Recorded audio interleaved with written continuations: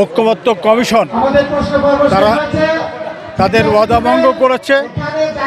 আমাদের বাংলাদেশ জাতীয়তাবাদী দল স্ট্যান্ডিং কমিটির অন্যতম সদস্য জনাব সালাউদ্দিন আহমেদ বলেছেন যে তাদের সাথে যে ধরনের কথা ছিল তাদের ভাষায় তারা তাদের সাথে কথা রক্ষা করেনি।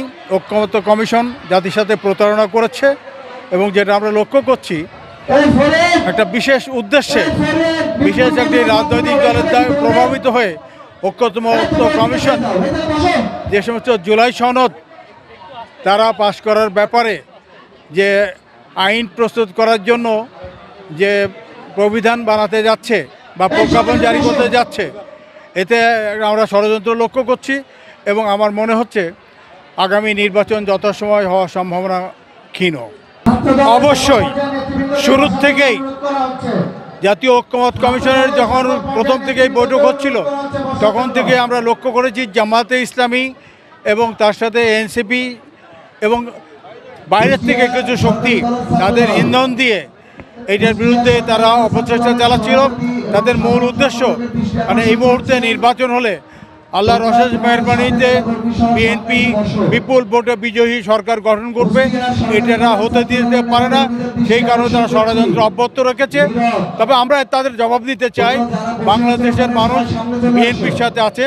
শহীদ জিয়া বাংলাদেশের স্বাধীনতার ঘোষক, শহীদ জিয়ার দল বাংলাদেশ জাতীয়তাবাদী দল, বাংলাদেশের সফল প্রধানমন্ত্রী দেশনেত্রী বেগম খালেদা জিয়া বিএনপির চেয়ারপারসন এবং বাংলাদেশের মানুষের আকাঙ্ক্ষার প্রতীক আগামী দিনের রাষ্ট্রনায়ক জনাব তারেক রহমান বিচক্ষণতার সাথে সব কিছু পর্যালোচনা করছেন।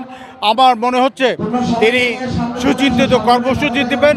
ইনশাল্লাহ আমরা প্রয়োজন বোধে মাঠে নেমে এই ষড়যন্ত্র আমরা নস্যাৎ করে দিতে সক্ষম হব ইনশাল্লাহ। আমাদের নির্দেশনা দিয়েছেন যে দেশের বিরুদ্ধে বিএনপির বিরুদ্ধে আমাদের বিরুদ্ধে ষড়যন্ত্র হচ্ছে, এই ষড়যন্ত্র ঐক্যবদ্ধভাবে আমাদের মোকাবেলা করতে হবে এবং আমাদেরকে প্রস্তুতি গ্রহণ করার নির্দেশনা। আসলে এমন একটা পরিবেশ চলতেছে, আসলে যারা হলো আজকে নীতি কথা বলে এরা হলো 47-এ পাকিস্তান চায় নাই, 71-এ বাংলাদেশ চায় নাই। তো এদের কাছ থেকে যখন নীতি কথা শুনতে হয় তখন জাতির জন্য লজ্জার এবং বিব্রতকর। আজকে দেখেন নারীরা যেখানে সামনে এগিয়ে যাবে তারা নারীদের কর্মক্ষমতা কমানোর চেষ্টা করতেছে যাতে তাদেরকে পরবর্তীতে বিভিন্ন জায়গা থেকে আপনার বোন একটা নারী সাংবাদিক আপনার যদি কর্মক্ষমতা কমায় দেয় আপনাকে পরবর্তী বলে তোমার আসার দরকার নাই, অফিসে আসার দরকার নাই, তুমি বাসায় থাকো। ওরা যে পলিসি নিয়েছে নারী বিবর্জিত পলিসি। অপরদিকে দেখেন আমাদের ভারপ্রাপ্ত চেয়ারম্যান জনাব তারেক রহমান প্রত্যেকটি নারীর নিরাপদ কর্মস্থল নিশ্চিত করার জন্য ডে কেয়ার সেন্টারের প্রস্তাব দিয়েছেন এবং প্রত্যেকটা জায়গায় বিশ্ববিদ্যালয় থেকে শুরু করে অফিসে ডে কেয়ার সেন্টার বাধ্যতামূলকভাবে উনি চাচ্ছেন। এবং উনি কেন চাচ্ছেন? যাতে নারীরা সামনে এগিয়ে আসতে পারে। নারীরা কোনো দিন কি সিইও হওয়ার স্বপ্ন দেখবে না? নারীরা মন্ত্রী হওয়ার স্বপ্ন দেখবে না? এমপি হওয়ার স্বপ্ন দেখবে না? তারা অবশ্যই স্বপ্ন দেখবে। সেই স্বপ্নের সারথি হচ্ছেন আমাদের ভারপ্রাপ্ত চেয়ারম্যান জনাব তারেক রহমান। উনি সেই স্বপ্ন দেখাতে চান। আরেকটি বিষয় না বললেই না, আমাদের রাজনীতিতে নতুন নতুন শিক্ষিত হিরো আলমের আবির্ভাব হচ্ছে হুট করে। তারা নাসিরউদ্দিন পাটোয়ারি সেই দিন বললেন যে গণভোট নিয়ে একটা মন্তব্য করলেন যে বিএনপির জন্ম হ্যাঁ ভোটের মানে না ভোটের মাধ্যমে। আমার মনে হয় কি হিরো আলমের সাথে একটা সখ্যতাপূর্ণ আচরণ তার সাথে আছে এবং মনে হয় যে অশিক্ষিত হিরো আলম আর শিক্ষিত হিরো আলমও মনে করতেছে আমি একটা মনে হয় শিক্ষিত বন্ধু পাইলাম। তো এই জন্য মনে হয় নাসিরউদ্দিন পাটোয়ারির আচার আচরণ দেখলে মনে হয় সে নিজে মমতাজ আগে নর্তকী ছিল, পার্লামেন্টে গেছে, পরবর্তীতে হিরো আলম ছিল, পরিমণিরা ছিল, সেই শূন্যস্থান পূরণ করার দায়িত্ব নিয়েছেন এই নাসিরউদ্দিন পাটোয়ারিরা। তো আমরা তাদের বক্তব্যকে ঘৃণা ভরে প্রত্যাখ্যান করি, কারণ বাংলাদেশে যতবার সুষ্ঠু নির্বাচন হয়েছে ততবারই বিএনপি রাষ্ট্র ক্ষমতা অধিষ্ঠিত হয়েছে। এবং আজকে এই কুষ্টিয়ার মিরপুর উপজেলা থেকে আমরা বলতে চাই সারা বাংলাদেশে যত ভালো উদ্যোগ হচ্ছে, ছাত্র দলের ব্যাপারে প্রত্যেক ক্যাম্পাসে আমি আমাদের ভাই বোনদের প্রশ্ন করেছিলাম তারা কি কোনো অন্যায় দেখেছে কিনা, ছাত্র দলের কোনো নেতৃবৃন্দ তাকে হ্যারাস করে গেছে কিনা। তারা বলেছে ন্যূনতম 5ই আগস্টের পরে ছাত্র দলের একজন ভাই একজন বোন তাদেরকে হ্যারাস করে নাই। তো এইটাই আমাদের প্রাপ্তি। ছাত্র দল ভারপ্রাপ্ত চেয়ারম্যান জনাব তারেক রহমানের দিক নির্দেশনা অনুযায়ী সারা বাংলাদেশের মানুষের হৃদয় জয় করবে এবং সাধারণ শিক্ষার্থীদের মন জয় করে আগামী নির্বাচনে বিএনপিকে রাষ্ট্র ক্ষমতায় আসার জন্য সর্বোচ্চ চেষ্টা করে যাবে এবং আগামীর প্রধানমন্ত্রী হবেন আমাদের ভারপ্রাপ্ত চেয়ারম্যান জনাব তারেক রহমান। আপনাদেরকে ধন্যবাদ। আগামী নির্বাচন নিয়ে সংশয়টা হচ্ছে কি, যাদের ভোট ব্যাংক নাই ওই যে একটা ইয়ে আছে না, প্রবাদ আছে না, যে খালি কলসি বাজে বেশি, ভরা কলসি বাজে না, রূপ নাই তার সাজন বেশি, রূপের মাইয়া সাজে না। তো এখন যাদের ভোট ব্যাংক নাই তারাই চাচ্ছে নির্বাচনকে দীর্ঘায়িত করার জন্য, এবং তারা চাচ্ছে, মনে হচ্ছে যে একটু বেশি সময় পাইলে তাদের ভোট ব্যাংক বাড়বে, কিন্তু তাদের ভোট ব্যাংক কোনো দিন 6 থেকে 7% বেশি বাড়ে নাই। আর যারা স্বপ্ন দেখতেছে, আমার মনে হয় তারা বিরোধী দল হওয়ার জন্য স্বপ্ন দেখতেছে, যে 20 সিট পেয়ে বিরোধী দল হবে না 30 সিট পেয়ে বিরোধী দল হবে, ওই স্বপ্ন তারা দেখতেছে। তো আপনাদেরকে সকলকে ধন্যবাদ। আসলে আপনারা অলরেডি দেখেছেন যে মিরপুর উপজেলা এবং পৌর ছাত্র দলের আয়োজনে এখানে মিরপুর উপজেলাধীন প্রায় 10টা থেকে 11টা স্কুলের সাধারণ শিক্ষার্থী, নবম, দশম এবং অষ্টম শ্রেণীর সাধারণ শিক্ষার্থীদের নিয়ে একটি কুইজ প্রতিযোগিতা এবং 31 দফা এবং শহীদ রাষ্ট্রপতি জিয়াউর রহমানের জীবনী শীর্ষক একটি কর্মশালা হয়েছে।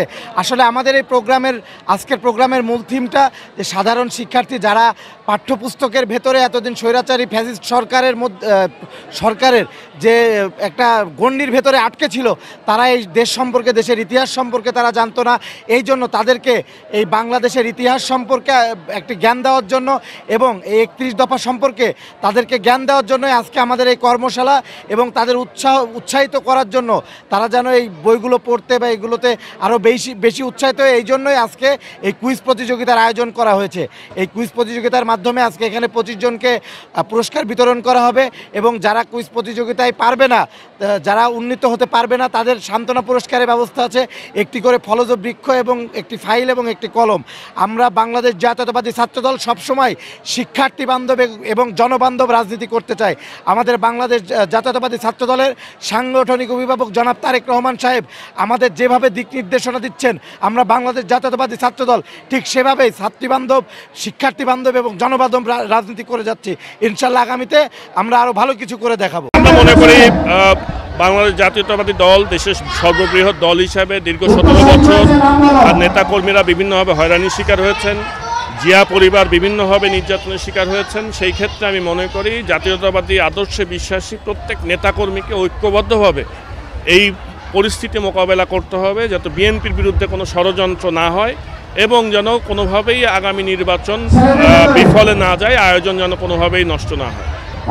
বিএনপির ভারপ্রাপ্ত চেয়ারম্যান জনাব তারেক রহমান 23 সালে যেই 31 দফা দিয়েছিলেন, বর্তমানে আমরা তৃণমূল পর্যায়ে ওয়ার্ড ভিত্তিক এই 31 দফা সংস্কার আমরা গ্রামে গ্রামে আমাদের বাংলা জাতীয়তাবাদী দলের তৃণমূল পর্যায়ের নেতাকর্মীরা এই 31 দফা জনগণের কাছে পৌঁছেছেন, এবং আমরা বিশ্বাস করি যে ইতিমধ্যেই 31 দফা সম্পর্কে মানুষের একটি প্রাথমিক ধারণা হয়েছে। এবং আজকের যে আয়োজন মিরপুর এবং থানা এবং পৌর ছাত্র দলের উদ্যোগে আজকের আয়োজনও মূলত 31 দফা কেন্দ্রে। দুটো পার্টে আমরা আয়োজনটা করেছি। তো দুটো পার্টের মধ্যে আমাদের ব্যাপারটা হচ্ছে, আমাদের 5 তারিখ পূর্ববর্তী সময়ে ইতিহাস বিকৃতির একটা চর্চা ছিল।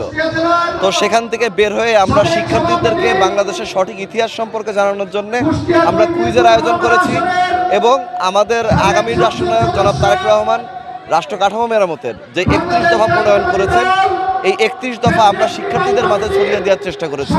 মূলত এই দুটি পার্টে আজকে আমাদের আয়োজন, যাতে আমাদের তরুণ সমাজ আমাদের আগামী রাষ্ট্রনায়ক তারেক রহমান কি বলতে চাচ্ছেন সেই মেসেজটা পাই, এবং তারা বাংলাদেশের সঠিক ইতিহাসগুলো সম্পর্কে জানতে পারে।